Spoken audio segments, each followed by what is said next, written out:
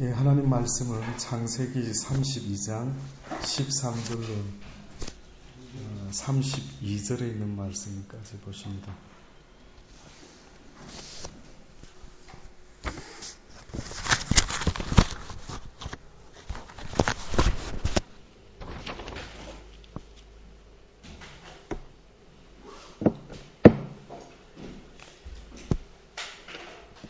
예, 13절 말씀부터 제가 먼저 봉독합니다.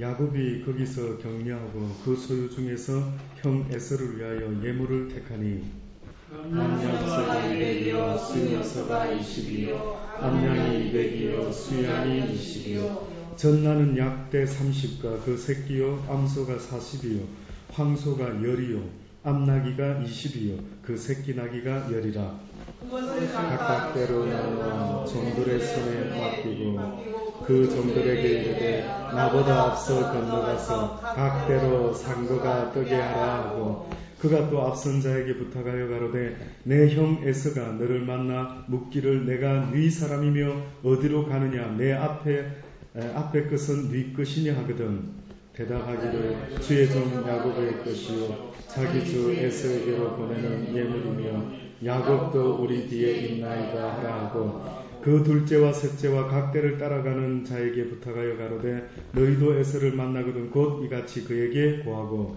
또 너희는 말하기를 주의 종 야곱이 우리 뒤에 있다 이는 야곱의 생각대로 내 앞에 보내는 예물로 형의 감정을 그 후에 견하는 형이 혹시 나를 받으리라 하며 그 예물은 그의 앞서 행하고 그는 무리 가운데서 격려하다가 밤에 일어나 그 아내나 그 여종과 11아들을 인도하여 야복 나루를 건너세 그들을 인도하여 시내를 건네며 그 소유도 건네고 야곱은 홀로 남았더니 어떤 사람이 나를 새도록 야곱과 씨름하다 그 사람이 자기가 야곱을 이기지 못함을 보고 야곱의 환도뼈를 치매 야곱의 환도뼈가 그 사람과 씨름할 때에 위골되었더라.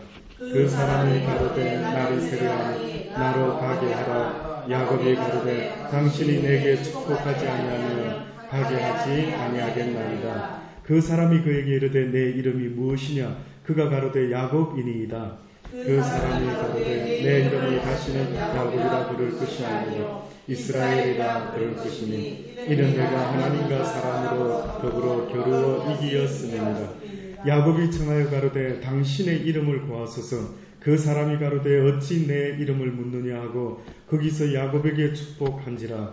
그러므로 야곱이 그곳 이름을 브니엘이라 하였으니 그가 이르기를 내가 하나님과 대면하여 보았으나 내 생명이 보존되었다 하니더라. 그가 브니엘을 지날 때에 해가 돋았고 그 환도뼈로 인하여 절었더라. 다같이 봉독합니다. 그 사람이 야곱의 환도뼈 큰 힘줄을 친 거로 이스라엘 사람들이 지금까지 환도뼈 큰 힘줄을 먹지 아니하더라. 아멘. 이 하나님의 말씀입니다. 성경에 보면 야곱이라는 사람이 있습니다. 이 야곱은요 쌍둥이 형제입니다. 형이 몇 분 먼저 아마 나왔는지 모르겠지만은 그러나 형 에서가 있었고요. 그리고 야곱이 태어났습니다. 근데 성경에 보면 참 뜻밖의 말씀이 있죠. 하나님께서 형 에서는 미워했지만 야곱은 사랑했더라. 왜 굳이 하나님께서 이런 표현을 쓰셨을까라는 생각을 해볼 때 어떻게 보면은 야곱을 통해서 하나님의 택한 백성이 어떠한 자의 모습으로 이 세상을 살아야 될 것인가 하는 것에 대한 말씀을 우리에게 주시기를 원하셨던 것이 아닌가 하고 생각해 봅니다. 야곱이라는 사람은 자기도 언젠가 나이 많았을 때에 고백했던 자기 인생에 대한 고백이 있었습니다. 한마디로 말하면 내가 참으로 험한 인생을 살았다라고 그렇게 말하는 것입니다. 어떻게 보면 그는 하나님의 사랑을 받은 사람인데도 불구하고 이 땅에서 그는 오히려 험한 세상을 살았다라고 고백할 때 제가 개인적으로는요 그 말씀을 들을 때 좀 마음이 조금 묘하더라고요. 나 같으면은 어떻게 보면 나 같으면은 하나님의 은혜 가운데 말이라도 하나님의 은혜 가운데 내가 지금껏 살아왔나이다 라고 말했어야 어떻게 보면은 모양새가 좀 괜찮을 법 했는데, 그런데 뜻밖에도 야곱의 모습에서 하나님의 사랑을 받고 하나님의 택함을 받은 자의 그 어떤 은혜와 감사가 넘치는 모습보다 어떻게 보면은 야곱의 인생이 참으로 힘들었구나라는 것을 오히려 연민할 정도로 느낌이 그렇게 다르더라고요. 왜 그랬을까? 왜 야곱은 그런 인생을 살았을까? 우리가 아는 것처럼 야곱의 인생을 보면은요, 야곱은 태어나서 주로 엄마와 함께 지냈던 것 같고, 에서는 태어나서 주로 아빠와 함께 지냈던 것 같습니다. 아마 그 아빠인 이삭은요, 큰아들 에서가 밖에 나가서 사냥을 해서 고기를 잡아오면은요, 그 고기 먹는 즐거움이 꽤나 그의 인생에 있어서 컸던 모양입니다. 그래서 그 큰아들이 늘 사냥해서 잡아오는 고기 먹을 때마다 그는 삶의 나름대로의 기쁨을 누렸던 모양입니다. 그런데 이 둘째 아들 야곱은요, 어떻게 보면은 그도 이스라엘 자손으로 태어나려고 했을 때에 아마 잘은 모르지만 기왕이면은 장남으로 태어날 거예요. 왜요? 이스라엘의 장남은 부모의 상속을 거의 다 받는 자식이 바로 장남이거든요. 그러니 어떻게 막 내가 몇 년 차이도 아니고 몇 분 차이로 둘째로 태어난 것이 어떻게 보면 사뭇 야곱이 아마 자라면서 마음에 나름대로 맺히는 어떠한 한이 될 수도 있겠죠. 그래서 그는 어느 순간에 그 형 에서의 장자권에 대해서 상당히 마음의 부러움을 가지고요, 어떻게 하면 내가 장자의 권한을 가질 수가 있을까라는 생각을 하기 시작하는 것입니다. 어떻게 보면은 물론 하나님의 축복을 원했던 마음이라고도 볼 수 있지만, 어떻게 보면은 그것과 다르게 세상적인 어떠한 보여지는 축복, 가시적인 축복을 어떻게 보면은 그가 바라고 원했다라고도 볼 수가 있는 것입니다. 그러니 어느 날 그의 엄마를 늘 도우며 함께 지내는 그 야곱이 어느 날 엄마와 함께 마음을 합하여 어떻게 합니까? 형과 아빠를 속여서 장자의 고난을 내가 빼앗아야 되겠다라고 하는 그런 생각을 가지고요, 우리가 아는 것처럼 형 에서가 사냥터에서 배고프게 사냥하고 돌아오는 길에서 어떻게 합니까? 팥죽 한 그릇으로 그 장자권을 사지 않습니까? 그리고 그 아버지가 나이 먹어서 눈이 먼데 그 아버지 앞에 가서 아버지 제가 에서입니다 라고 하면서 그 에서의 털 많은 몸을 속여서 털을 붙여가면서까지 그 아버지를 속여서 장자의 축복권의 기도를 받아내지 않습니까? 그래서 그것이 나중에 들통이 나가지고 결국은 그 엄마의 외삼촌 라반의 집으로 그가 도망가게 됩니다. 그곳에서 그는 양을 키우면서 가축을 키우면서 삼촌과 함께 살아가는 동안에요, 그는 그 삼촌의 둘째 딸을 라헬을 사랑하게 되는데, 그렇게 고생해서 그 여인과 결혼하려고 했더니만 어떻게 됩니까? 그 삼촌에게 쏟고 첫날 밤에 그 여인이 아니라 언니를 갖다가 그 아빠가, 어떤 분은 그러더라고, 어떻게 결혼하는데 아내를 얻으려고 하는데 껴서 파는 일이 있을 수가 있느냐, 뭐 이렇게까지 표현할 정도로 세상에 결혼을 둘째 딸과 하겠다는데 첫째 딸을 그 아빠는 끼워서 어떻게 보면 시집을 보내려고 작정을 했던 것입니다. 왜 그랬는지는 모르지만은 아마 큰 딸이 왠지 잘 시집가지 못할 것 같은 그런 느낌을 그 아빠가 느꼈는지 모르지만 변명을 하면서 우리 고을에서는 이렇게 하는 것이 풍습이라는 듯이 그렇게 그 딸을 준 것 아닙니까? 또 7년이라는 기간 동안 그 삼촌 집에서 머슴살이를 하면서 기어코 자기가 사랑하는 여인을 만나게 되죠. 그렇게 해서 나름대로 또 그곳에서 가축과 아내와 자식들을 데리고 어떻게 합니까? 이제 드디어 자기의 고향을 찾아서 그의 인생이 다시 또 출발하게 되는 일이 벌어집니다. 근데 오늘 우리가 읽었던 이 본문의 말씀은 바로 그 야곱이 드디어 고향을 떠나서 아주 힘든 인생을 살다가 어떻게 보면은 자기도 그렇게 살아간 것처럼 자기도 그렇게 라반 삼촌에게 힘들게 쏟기도 하고 당하기도 하고 막 여러 우여곡절 끝에 힘써 나름대로 세상을 살아오다가 드디어 보장을 향해 자신의 집을 향해서 다시 돌아오는 것 아니겠습니까? 그런데 그의 전 인생에 있어서 어떻게 보면 가장 그가 힘든 순간이 왔는데 그것이 바로 지금 이 본문의 이야기가 있는 이 순간인 것을 성경은 말해주고 있습니다. 어느 정도로 그의 마음의 심적인 부담이 컸으면은요, 양떼와 속떼를 보내면서 두 떼로 나누어서 보내면서 너희가 가더던 내 형 에서를 만나면은 뭐 어떻게 하라고요? 내가 동생이 저 뒤에 있습니다라고 하면서 이것은 형님을 위해서 가지고 온 것입니다라고 선물을 앞세워서 먼저 보내지 않습니까? 그래서 그 야곱은요, 그 순간에 얼마나 그의 마음속에 안타까움, 혹 내가 형을 만났을 때에 형이 옛날에 그 나쁜 감정, 나에게 쏟은 그 감정을 가지고 혹 나를 해코지게 하지는 않을까라는 그런 마음이 들었던 모양이죠. 그래서 그 형을 위해서 그 마음을 달래기 위해서 예물을 앞서서 보내는 것입니다. 그때 그날 밤에 야곱은 홀로 남았는데 어떤 사람이 날이 새도록 야곱과 씨름을 하기 시작합니다.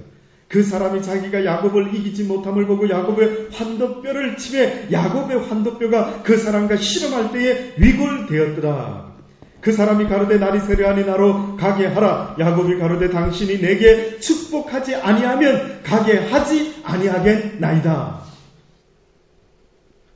아마 야곱이 그곳에서 하나님의 사람과 천사와 하나님과 동등된 어떠한 영적인 존재와 아마 씨름을 하기 시작했던 모양입니다. 어느 정도로 야곱이 간절했으면, 어느 정도로 야곱이 이 시점에서 자기 나름대로 지금까지 살아왔을 때 어떻게 보면 하나님의 사랑을 선택함을 입은 자인데도 불구하고 어떤 면에서 보면 하나님을 의지했다기보다 무엇을 의지한 삶인 것 같습니까? 지극히 자기 자신의 힘과 능력으로 하나님의 축복을 얻기를 얼마나 원했던 사람일까라는 것을 느낄 정도로요. 야곱은 바로 그런 사람의 대표적인 사람입니다. 힘써서 자기 힘으로요. 하나님을 믿고는 있었지만은 그는 힘써서 자기의 능력으로, 자기의 애씀으로, 자기의 노력으로 어떻게 보면 인생을 살았던 사람인 것입니다. 드디어 그가 아마 이런 생각을 했을 수도 있을 것 같습니다. 야, 내가 이렇게 애쓰고 노력했는데 드디어 내가 집으로 돌아오는 이 상황에서 혹시나 내 형을 통해서 내 생명이 여기서 끝이 나는 것은 아닌가? 야, 내가 지금껏 고생해서 얻은 이 세상의 모든 재물과 아내들이 다 어떻게 되겠는가? 야, 내 인생이 여기서 위기를 맞이하는구나. 내가 여기서 내 인생이 끝나는 것은 아닌가? 라는 여러 가지 복잡한 생각이 들지 않았겠습니까? 아마 이때에 드디어 야곱에게 있어서는 하나님을 찾기를 원하는 간절한 마음이, 하나님이 나에게 복내를 주시지 않으면, 당신이 나에게 축복하지 않으면 내가 가게 하지 아니하겠나이다 라고 하면서요, 그렇게 간절한 마음으로 천사와 씨름을 하는데 어느 정도로 씨름을 했느냐면 천사가 질 정도로, 도무지 야곱을 이길 수 없을 정도로. 진짜일까요? 진짜 야곱을 이길 수 없었을까요? 마음만 먹었으면 이기지 않았겠습니까? 그런데 성경에 보니 도대체 너는 왜 나로 하여금 가지 못하게 이렇게 나를 붙잡느냐? 이제 날이 새려하니 나로 가게 하라. 야곱이 가로되 당신이 내게 축복하지 아니하면 가게 하지 아니하겠나이다. 그 사람이 그에게 이르되 내 이름이 무엇이냐? 예, 야곱입니다. 야곱이라고 하는 이름의 뜻은 뭔 줄 아십니까? 찬탈자라고 하는 뜻이 있어요. 빼앗는 자. 그러니까 어떻게 보면 야곱이라는 인생은요, 자기 힘 다해가지고 기업도 좋은 것들을, 축복이라는 것들을 자기의 힘으로 쟁취해 보려고 엄청 노력하며 살았던 인생의 상징이었습니다. 이제까지는 그래 살았던 것 같습니다. 네 이름이 뭐냐? 야곱입니다. 이제까지 나는 그렇게 애써서 힘써서 하나님이 원하시는 그 축복의 삶이 내 힘으로 얻는 줄 알고 내가 이렇게 애쓰면서 살아왔습니다 라고 하는 고백처럼 나의 이름은 야곱입니다 라고 말하는 것 아닙니까? 그 사람이 가로되 내 이름을 다시는 야곱이라 부를 것이 아니요 이스라엘이라라. 이는 내가 하나님과 사람으로 더불어 겨루어 이기었음이라. 이제는 네가 이스라엘이라고 이름을 바꾸어라. 이제는 네가 깨닫는구나. 이제는 네가 네 힘으로 이 세상의 축복을 네가 벌었는 줄은 모르지만 그것을 누릴 수 있는 그 모든 축복은 하나님으로부터 옴을 네가 이제는 깨닫겠느냐. 아무리 네가 네 축복을 쌓았다 하지라도 그것을 누릴 수 있는 것은 하나님의 손에 달려있음을 혹시 네가 이제는 깨닫겠느냐? 그러니 이제는 너의 이름을 바꾸어라. 이제는 하나님 앞에서 믿음으로 하나님의 마음을 움직인 자라고 너의 이름을 바꾸어라.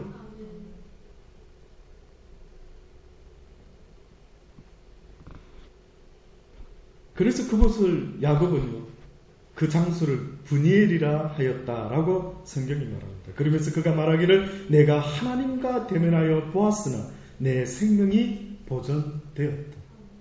내가 하나님을 대면하여 살지 못할 줄 알았는데 하나님을 대면하고도 내가 살았으니 내가 이곳을 브니엘이라 하리라.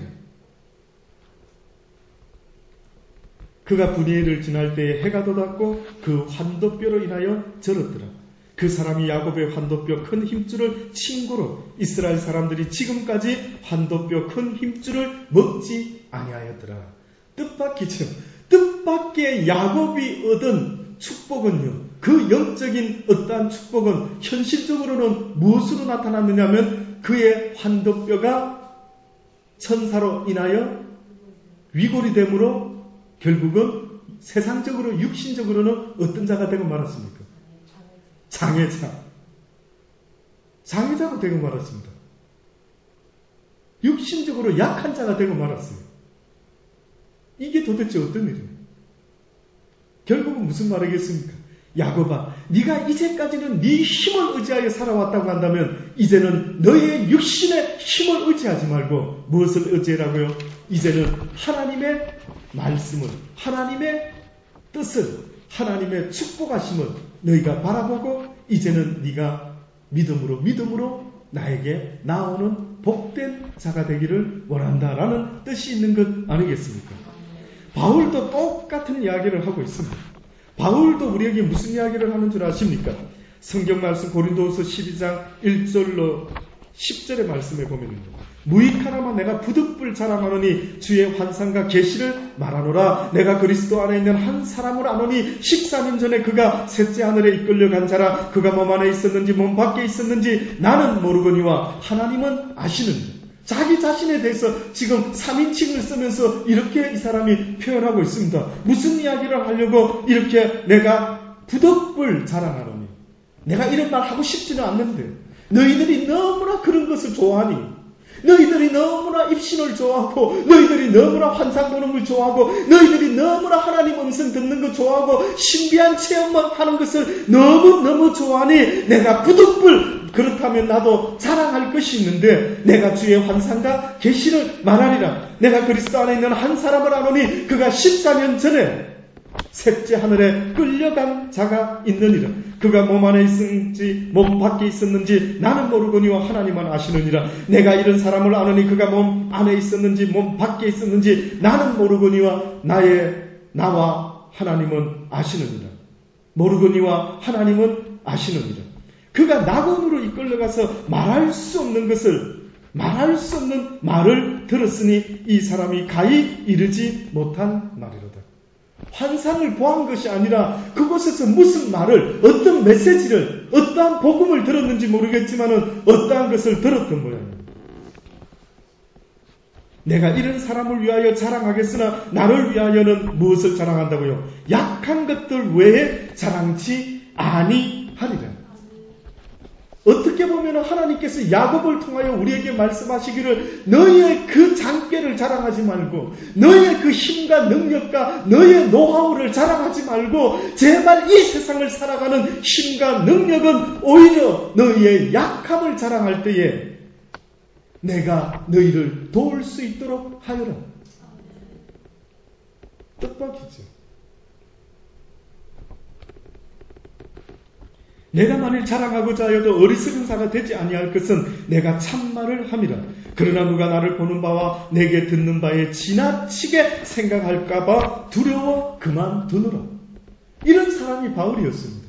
바울은 자신이 본 것을 말하기도 하고 이야기하기도 하고 간증하기도 하고 그 환상과 그 모든 놀라운 것들을 이야기할 수도 있었겠지만 혹시나 자기의 이야기를 듣는 사람이 자기를 어떻게 볼까봐 두렵다고요. 나를 대단한 사람으로 볼까봐, 나를 누군가보다 나은 사람으로 볼까봐 어머나 대단하시네요. 어머나 대단하시네요. 어머나 영적으로 강하시네요. 어머나 대단하시네요. 오히려 그런 것을 우리는 듣기를 원하는데 뜻밖에도 바울은 그런 것을 듣기를 원하지 않고 있는 것입니다.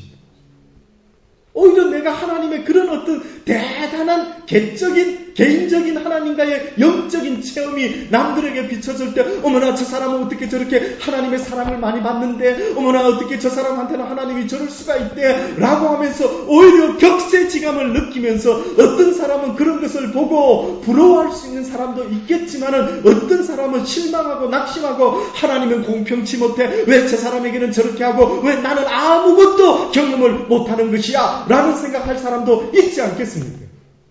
그거는 복음이 아닌 것입니다. 그것은 복음이 아닌 것입니다. 지극히 하나님과 나만의 비밀이요 개인의 경험에 불과한 것입니다. 성경 어디에도 그것을 자랑하라고 말한 것은 없습니다.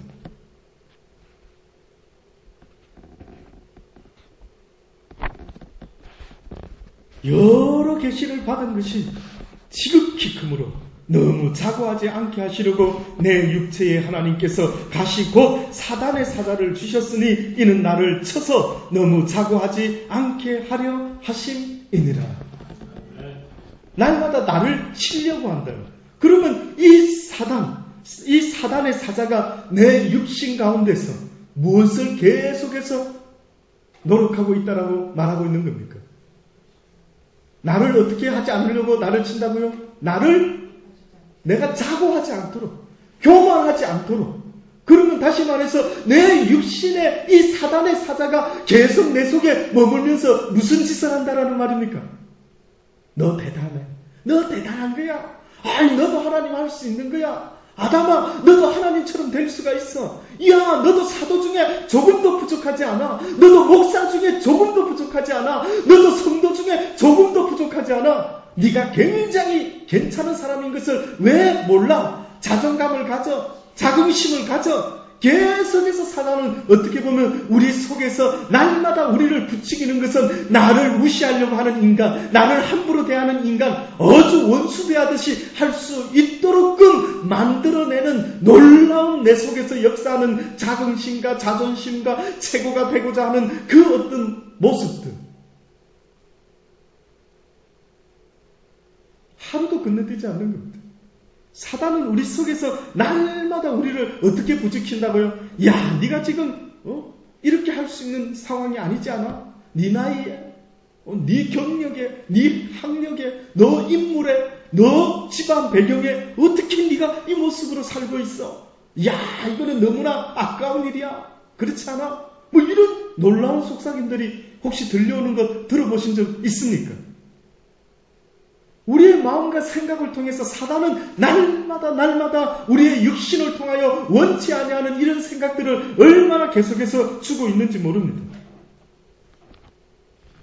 그래서 이러한 생각이 내게서 떠나가기를 위하여 내가 하나님께 3번이나 죽게 간구하였더니 주님께서 내게 이르시기를 내 은혜가 내게 족하도다. 이는 내 능력이 약한 데서 온전하여 지니라.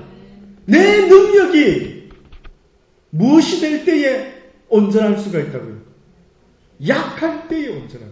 네 스스로가 네가 약한 자이라는 것은 하나님의 예수 그리스도의 도움이 없이는 너는 살아갈 수 없는 약한 존재임을 인정할 때에 오히려 네가 온전하여지고 오히려 네가 강한 자의 모습이 될 수 있다라는 것을 왜 알지 못하느냐? 네가 이길 수 있는 길은, 네가 승리할 수 있는 길은, 네가 강할 수 있는 길은 네 스스로 네가 약함을 날마다 깨닫고 하나님 앞에 나오는 것 아니겠습니까?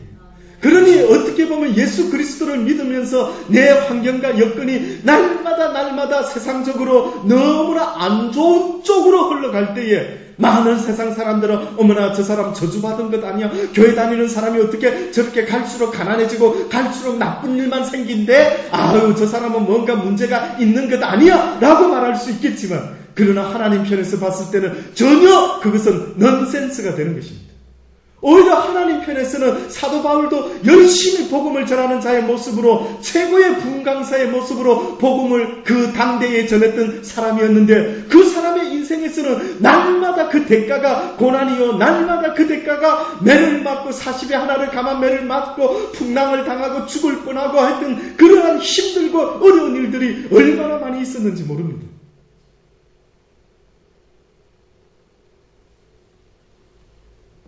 우리의 연약함, 어떻게 보면은요, 내가 도무지 이제는 세상 그 누구도 그 어떤 것도 내가 믿을 수가 없구나라고 인정할 수 있는 그 상황까지 내려갈 수만 있다면은 그것은 복 중에 복이라는 사실을 저는 분명히 믿습니다. 그게 복입니다. 우리도 교만한 인간들 싫어하시죠?